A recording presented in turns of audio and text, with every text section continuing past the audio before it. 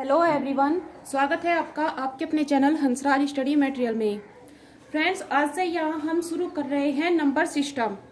आज की हमारी पहली वीडियो है जहाँ से हम मैथ को बेसिक से स्टार्ट कर रहे हैं और जिसमें सबसे पहले हमने टॉपिक लिया है नंबर सिस्टम अर्थात संख्या पद्धति। आज से हम इसे पढ़ रहे हैं। देखिए, किसी भी संख्या को लिखने के लिए हमें आवश्यकता किसकी होती है? किसी भी संख्या को लिखने के लिए हमें 10 अंकों की आवश्यकता होती है। अब वे अंक कौन कौन से हैं? वे अंक होते हैं 0, 1, 2, 3, 4, 5, 6, 7, 8 और 9। यही वे 10 अंक है जिनसे मिलकर आप कोई भी संख्या बना सकते हैं। अब संख्या लिखने के बाद हमें अंकों का पता चला। कोई भी संख्या क्या होती है? अंकों का समूह होती है। लेकिन इसके बाद आता है कि ये संख्याएं जो यहाँ ये 10 संख्याएं लिखी है, ये संख्याएं भी अलग अलग प्रकार की होती है। इनमें से कुछ संख्या ऐसी होगी जो सम संख्या होगी, कुछ विषम भी होगी, कोई भाज्य होगी, कोई अभाज्य होगी।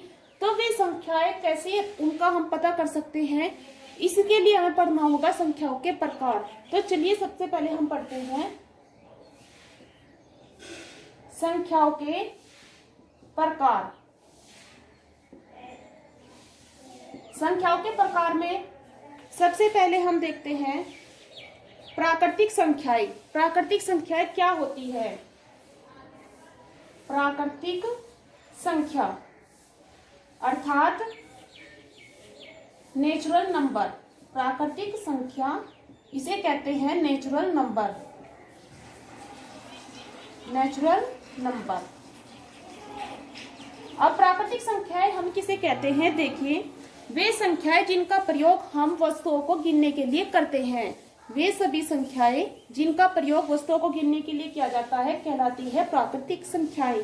जैसे कि 1, 2, 3, 4 और ऐसे ही अनंत तक संख्याएं जो भी है वो सभी होती है प्राकृतिक अर्थात नेचुरल संख्याएं। अब अगर इसमें ये देखा जाए कि सबसे छोटी प्राकृतिक संख्या क्या है, तो वो होती है 1 और सबसे बड़ी प्राकृतिक संख्या होती है अनंत। लेकिन अगर आपको कोई क्वेश्चन दिया हुआ है और उसमें आंकड़े दिए हुए हैं, जैसे कि मान लो इनमें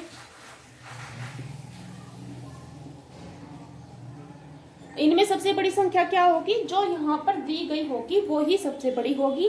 अगर इनमें सबसे छोटी पूछा जाएगा तो यहाँ जो छोटी होगी वो होगी। लेकिन अगर सभी संख्याओं की बात की जाए, उसमें सबसे छोटी 1 होती है प्राकृतिक संख्या, सबसे बड़ी होती है अनंत। इसके बाद नेक्स्ट जो आता है वो है पूर्ण संख्याएं। पूर्ण संख्याएं किसे कहते हैं और कौन सी होती है पूर्ण संख्याएं?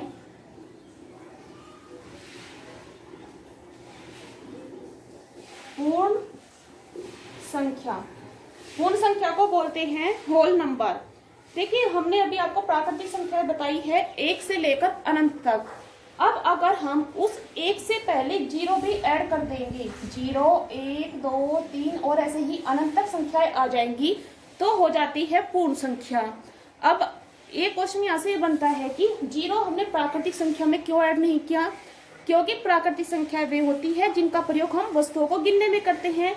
अब 0 से तो हम वस्तुओं को नहीं गिन सकते, शुरुआत करेंगे तो 1 से करेंगे, इसलिए वहां पर शून्य शामिल नहीं था। और जब हम शून्य को शामिल कर देते हैं तो बन जाती है पूर्ण संख्या।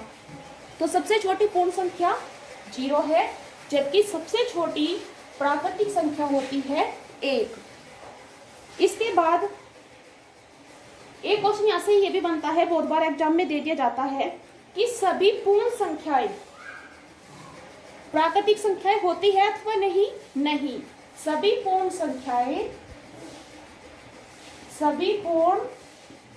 संख्या प्राकृतिक संख्या नहीं होती। क्यों नहीं होती? क्योंकि उसमें शून्य शामिल नहीं है। लेकिन सभी प्राकृतिक संख्या पूर्ण संख्या होती है, क्योंकि प्राकृतिक संख्या कहाँ से स्टार्ट होती है? 1 से स्टार्ट होती है, जो कि पूर्ण संख्याओं में शामिल है। इसलिए ध्यान रखिए, क्वेश्चन बहुत बार एग्जाम में आता है। सभी पूर्ण संख्या प्राकृतिक संख्या नहीं होती, जबकि सभी प्राकृतिक संख्याएं पूर्ण संख्या होती है। इसके बाद नेक्स्ट जो संख्याओं का प्रकार आता है वो आता है सम संख्या और विषम संख्या। सम संख्याएं क्या है? सम संख्या अर्थात इवन नंबर। इवन नंबर सम संख्याएं वे होती है जो 2 से पूरी तरह विभाजित या पूर्ण रूप से विभाजित हो सकती हो। वे संख्याएं जो 2 से पूर्ण रूप से विभाजित हो सकती हो, जैसे कि 2, 4, 6, 8, 10 और ऐसे ही बहुत सारी संख्याएं।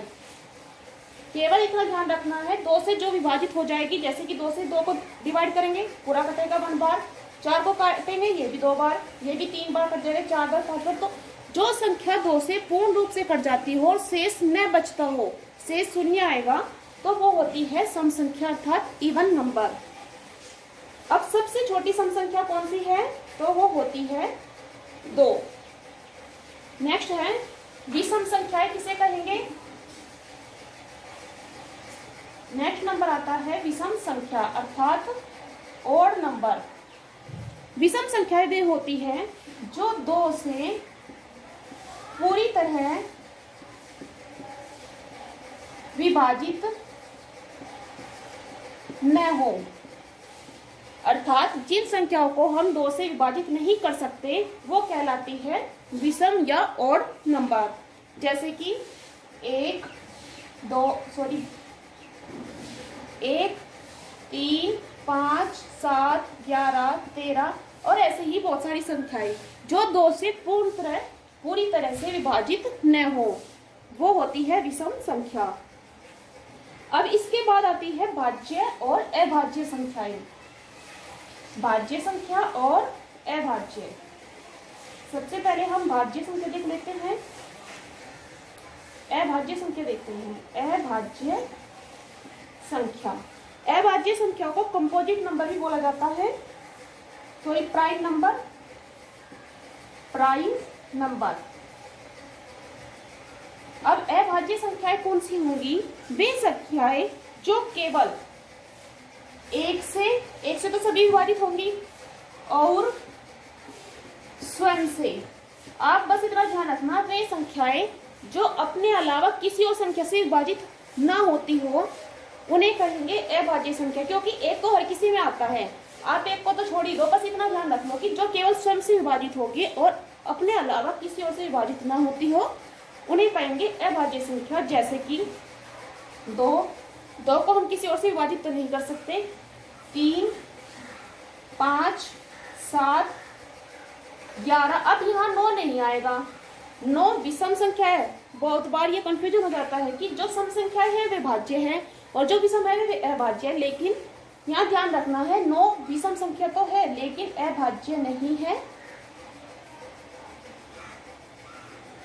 क्योंकि 9 डिवाइड हो जाती है, इससे 3 से विभाजित हो जाती है, इसीलिए 9 अभाज्य संख्या नहीं है। तो 2, 3, 5, 7, 11, 13 और ऐसी भी बहुत सारी संख्याएं जो केवल स्वयं से विभाजित होती हो उन्हें कहेंगे हम अभाज्य संख्या। अब इसमें से एक क्वेश्चन बहुत बार ये बनता है कि सबसे छोटी अभाज्य संख्या कौन सी है? तो वो होती है 2। ये क्वेश्चन बहुत बार एग्जाम में आया कि सबसे छोटी अभाज्य संख्या कौन सी है, तो आंसर हो जाता है 2। इसके बाद भाज्य संख्या देख लेते हैं। भाज्य संख्या कौन सी होंगी? भाज्य संख्या को बोलते हैं कंपोजिट नंबर। कंपोजिट नंबर अर्थात भाज्य संख्याएं। तो भाज्य संख्या जो हमने अभाज्य बताया था वे संख्याएं जो केवल स्वयं से विभाजित होंगी और 1 से विभाजित होंगी।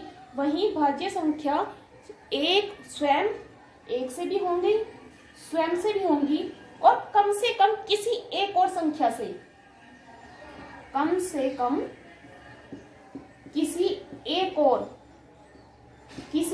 और संख्या से विभाजित हो। अपने अलावा 1 से भी होंगी, स्वयं से होंगी और इनके अलावा किसी एक और संख्या से विभाजित होगी। कम से कम 1 से, उससे ज्यादा तो चाहे 3-4 संख्या से विभाजित होती हो, लेकिन कम से कम 1 संख्या से विभाजित होनी चाहिए।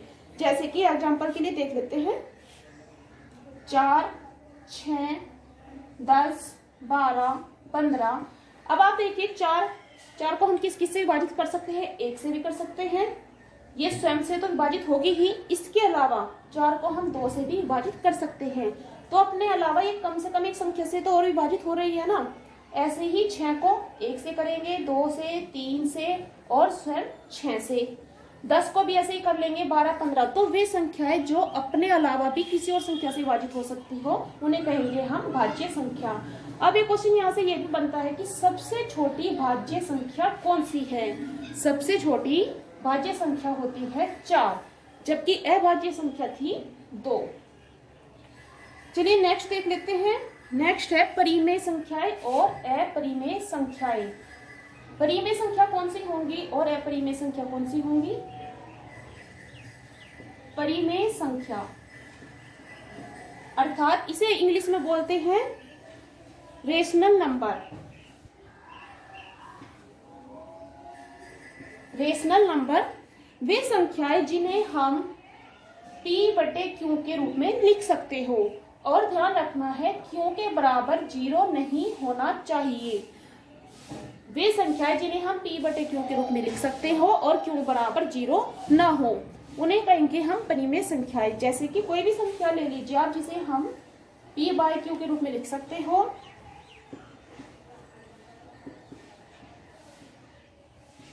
तो वे संख्या जिन्हें P/Q अर्थात भिन्न के रूप में लिखा जाता हो हम परिमेय संख्याएं कहते हैं। इसके बाद आती है अपरिमेय संख्या। अपरिमेय संख्या अर्थात इरेशनल नंबर, तो वे संख्याएं जिन्हें हम P/Q के रूप में न लिख सकते हो, P/Q के रूप में नहीं लिखा जाता, उन्हें कहते हैं अपरिमेय संख्या। जैसे कि √2, √5, √7, ये होती है अपरिमेय संख्या। अब यहाँ आपको एक बात का ध्यान रखना है,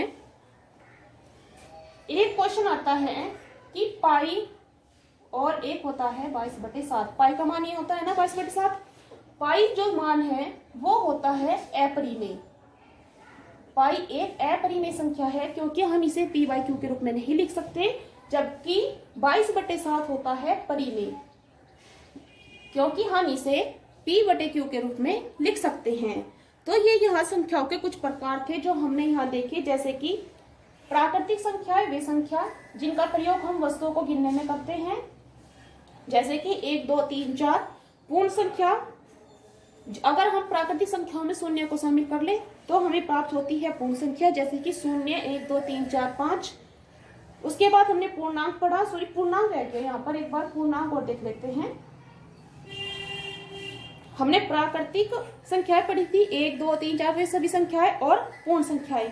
लेकिन पूर्णांक में क्या आता है? पूर्णांक में ऋणात्मक और धनात्मक संख्या, ऋणात्मक, धनात्मक और शून्य भी जब शामिल आ जाता है तो उन्हें बोलते हैं पूर्णांक। जैसे कि हम ये संख्या रेखा पर प्रदर्शित करते हैं, इधर -1, -2, -3 और इधर 1 प्लस के, इधर 2 और 3, तो इन्हें बोलते हैं हम पूर्णांक।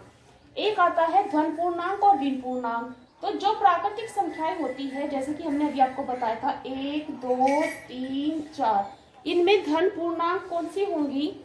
अगर ये संख्याएं ऐसे लिखी हो तो जो सी यहाँ पर प्लस की होंगी वे धन पूर्णांक होती है और जो माइनस की होती है वे होती है ऋण पूर्णांक। अब ये संख्याओं के प्रकार थे। इसके बाद हम कुछ और पॉइंट्स देख लेते हैं यहाँ पर, जैसे कि गुणज। गुणज क्या होता है? अर्थात मल्टीपल्स बोलते हैं इसको। तो किसी भी दी गई संख्या, आपको मान लो कोई भी संख्या दी है, जैसे कि यहाँ पर 5 दी है, दी गई संख्या को लगातार 1, 2, 3, 4, 5 ऐसे संख्याओं से गुना करने पर जो प्राप्त होता है वो होता है उसका गुणज। जैसे कि अगर हमें यहाँ 5 के 5 गुणज लिखने हो तो हम कैसे लिखेंगे? 5 गुना 1 बराबर 5, 5 गुना 2 बराबर 10, 5 गुना 3 बराबर 15, 5 गुना 4 बराबर 20 और 5 गुना 5 बराबर 25। तो यहाँ पर जो हमें प्राप्त हुआ ये है 5 के गुणज। एक और होता है गुणनखंड। क्या होता है गुणनखंड? अर्थात फैक्टर्स क्या होते हैं? गुणनखंड हम कहते हैं, गुणनखंड किसी भी दी गई संख्या का होता है भाजक। क्या होता है, दी गई संख्या का भाजक। अर्थात जो गुणनखंड हम निकालते हैं किसी दी गई संख्या का, तो उस गुणनखंड से वो दी गई संख्या विभाजित होनी चाहिए। जैसे कि यहाँ पर हम कोई भी संख्या निकाल ले 27। अब 27 के गुणनखंड 27 किस किस से डिवाइड होता है, हम ध्यान रखें 3 से हो जाता है, 9 से हो जाता है और 27 से हो जाएगा। तो यहाँ पर 27 के गुणनखंड क्या हुए, 3, 9, अब 1 भी होगा, 1, 3, 9 और 27, ये सभी है इस संख्या के गुणनखंड। क्योंकि हम 1 से भी 27 को विभाजित कर लेंगे, 3 से भी कर सकते हैं, 9 से भी और 27 से भी। अब एक क्वेश्चन यहाँ से ये भी निकल जाता है कि किसी भी संख्या का सबसे छोटा गुणनखंड क्या होगा।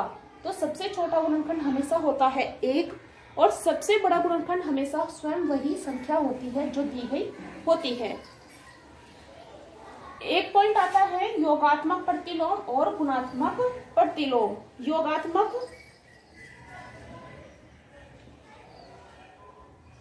प्रतिलोम, योगात्मक प्रतिलोम अर्थात एडिशन इनवर्स। योगात्मक प्रतिलोम क्या होता है, देखिए पूर्णांकों का ऐसा युग्म जिनका योग हमेशा शून्य आता हो, पूर्णांकों का ऐसा युग्म जिनका योगफल हमेशा शून्य आए, उन्हें कहते हैं योगात्मक प्रतिलोम। अब इसके लिए हम एग्जाम्पल देख लेते हैं। जैसे कि मान लो हम 3 का योगात्मक प्रतिलोम आपको निकालने के लिए बोले, 3 का योगात्मक प्रतिलोम क्या हो जाएगा, -3। अब ये -3 क्यों आया, देखिए 3 में हम ऐसा क्या जोड़े कि हमें 0 प्राप्त हो, तो हमें इसमें -3 को ही तो जोड़ना होगा। अब जब इसे ब्रैकेट को खोलेंगे तो 3 - 3 = 0। तो वो संख्या जो दी गई संख्या में जोड़कर हमें शून्य प्राप्त हो उसे कहेंगे हम योगात्मक प्रतिलोम। बस इतना ध्यान रख लीजिए, जो भी संख्या आपको दी होगी उसका विपरीत चिन्ह लगा देना है। 3 प्लस का दिया है तो इधर योगात्मक प्रतिलोम -3 हो जाएगा। अगर -3 दिया होता तो यहाँ पर हम +3 कर देते। अब ये +3 क्यों आता है, वो रहा, ये रही डिटेल। इसके बाद आता है गुणात्मक प्रतिलोम। योगात्मक प्रतिलोम हमने देख लिया, नेक्स्ट है गुणात्मक प्रतिलोम। योगात्मक में हमने देखा था कि उन दोनों संख्याओं का योग शून्य आना चाहिए, जबकि गुणात्मक प्रतिलोम में हमेशा जो भी संख्या दी गई होती है उसका व्युत्क्रम, दी गई संख्या का व्युत्क्रम हमेशा गुणात्मक प्रतिलोम होता है। जैसे कि मान लो कोई भी संख्या है 2/5 है, तो 2/5 का गुणात्मक प्रतिलोम क्या हो जाएगा, इसका उल्टा। अर्थात हम इसे 1/2/5 करेंगे तो 5 ऊपर चले जाएगा, तो हम लिखेंगे 5/2। तो किसी भी संख्या को उल्टा कर दीजिए, आपको गुणात्मक प्रतिलोम प्राप्त हो जाएगा। जैसे कि 10/7 है तो इसका 7/10 हो जाएगा। तो ये थी आज कुछ डेफिनेशन जो हमने पढ़ी, क्योंकि आगे के सवाल करने के लिए इन सब की हमें काफी आवश्यकता पड़ेगी। क्योंकि जब आते हैं कि किन्हीं भी अप्राकृतिक संख्याओं का योग निकालना हो तब इनकी आवश्यकता होती है, अभाज्य संख्याओं का उनमें बीच की संख्या निकालनी हो तब इनकी जरूरत होती है। तो मैथ को शुरू करने से पहले आपको इन संख्याओं के प्रकार के बारे में पता होना जरूरी है। इसके बाद हम इसका नेक्स्ट टॉपिक जो शुरू करेंगे उसमें करेंगे संख्याओं को लिखना, संख्याओं को कैसे लिखा जाता है, इंटरनेशनल पत्ती में कैसे लिखेंगे, हिंदू पत्ती में कैसे लिखेंगे, इन सब के बारे में, प्लेस वैल्यू, फेस वैल्यू, ये सब हम इसके नेक्स्ट पार्ट में स्टार्ट करने वाले हैं। तो फ्रेंड्स, आपको हमारी आज की वीडियो कैसी लगी कमेंट करके जरूर बताइएगा। अगर पसंद आती है तो प्लीज़ लाइक और शेयर करना ना भूलिएगा। चलिए मिलते हैं हम इसके नेक्स्ट पार्ट में।